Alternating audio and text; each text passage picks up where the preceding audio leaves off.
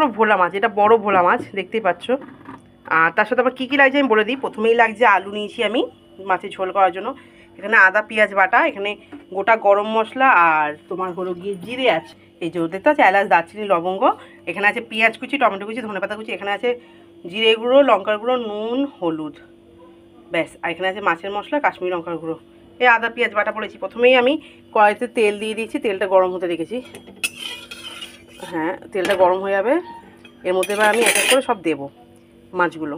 সব কটা মাছ করবো না, তার জন্য কিছুটা মাছ রেখে দেবো আমি।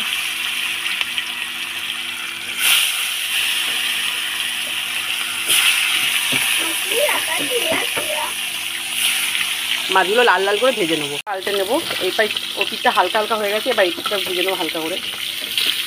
সব কটা মাছই আমি উল্টে দেবো।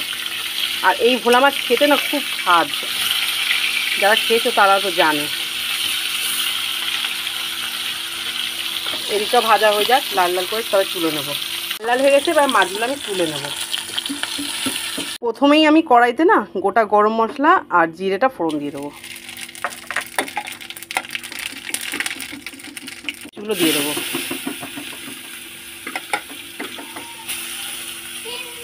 ভিডিওটা হয়তো ঠিকঠাক ক্লিয়ার হচ্ছে না, কেন বলতো এক হাতে রান্না করা এক হাতে ভিডিও করা না খুব কষ্ট হয়ে যায়। সঙ্গে যদি কেউ থাকে খুব ভালো হয়। এবার সংসারে পুরোই তো আমি একা না। আমি তখন মশলা একটা পেস্ট বানিয়ে নেবো। জল দিয়ে নিলাম, জল দিয়ে এই পেস্ট মশলাটাকে আমি গুলে নেবো।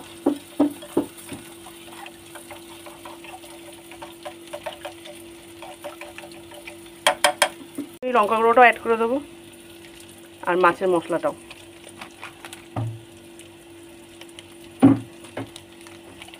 যে যে কোম্পানির জিনিস ইউজ করে সেটাই ইউজ করবে, এনে কোনো কোম্পানির প্রচার করছি না আমি, বা কোনো কোম্পানি অ্যাডও দিচ্ছি না।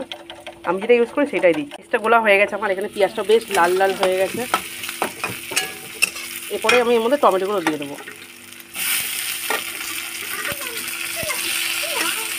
টমেটোগুলো যতক্ষণ না নরম হবে ততক্ষণ পেঁয়াজের সাথে টমেটোকে ভেজে নেবো।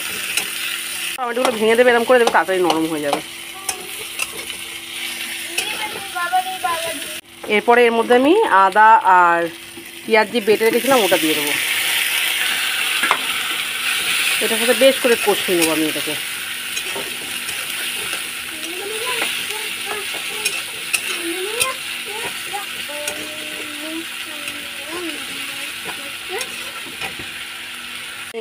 গুঁড়ো মশলাগুলো যে গুলে রেখেছিলাম সেটা দিয়ে দেবো। বাটির মধ্যে মশলা লেগে আছে, আমি একটু জল দিয়ে ধুয়ে দেবো। এই যে এরপরে আমি আলুগুলোকেও দিয়ে দেবো। আলুগুলো আমি ভাজিনি, কিন্তু আলুগুলো কাঁচাই করছি, আলুগুলো ভাজিনি। এর সাথে কষাবো, বা আলুগুলো দিয়ে মশলাটাকে দিয়ে বেশ করে কষাবো, যতক্ষণ না মশলা থেকে কাঁচা গন্ধ বেরিয়ে যাচ্ছে আর আলুগুলো 90% সেদ্ধ হয়ে যাচ্ছে ততক্ষণ। দেখতে পাচ্ছ কি সুন্দর তেল ছেড়ে দিয়েছে, আর মশলাগুলো ঠিক শুকনো শুকনো হয়ে গা মাখা হয়ে গেছে, কড়াই চারিদিকে লেগে গেছে। আমি কিন্তু এটাকে আরও কষাবো। আমি এর মধ্যে একটু চিনি দিয়ে দেবো, সেটা আমি প্রথমে দেখাইনি, কিন্তু আমি এখন একটু এর মধ্যে চিনি দেবো। একটুখানি চিনি দিয়ে দিলাম আমি মধ্যে, সব কিছু ব্যালেন্সটা ঠিকঠাক থাকবে। ঝাল নুনের টেস্টটা কিন্তু সবাই আন্দাজ মতো দেবে, এখানে কোনো মেজারমেন্ট নেই। যেরকম নুন খেতে ভালোবাসো সেরকম ধরে আমি প্রথমে নুন দিয়ে দিয়েছি মশলার সাথে, আলাদা করে এখন নুন দিচ্ছি না। নামানোর আগে টেস্ট করে নেবো, যদি নুন লাগে দেবো, নাহলে দেবো না। তারপরে মশলা বেশ কষা হয়ে গেছে, গন্ধ বেরিয়ে গেছে, এবার আমি 1 গ্লাস জল দিয়ে দেবো। আলু সেদ্ধ হবে তো।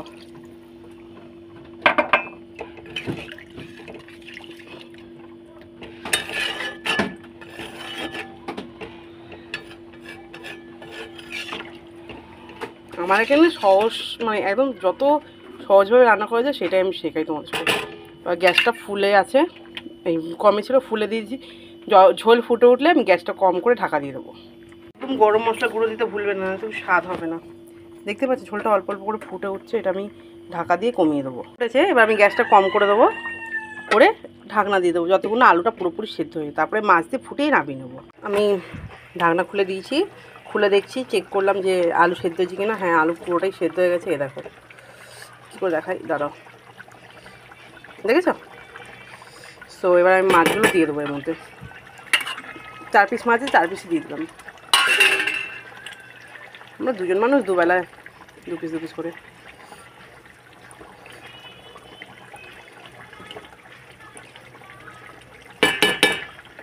এরপরে আমি উপর দিয়ে না ধনে পাতাগুলো অল্প করে ছড়িয়ে দেবো, গরম মশলা দেবো তো। এরপরে গরম মশলা গুঁড়োটা ছড়িয়ে দেবো।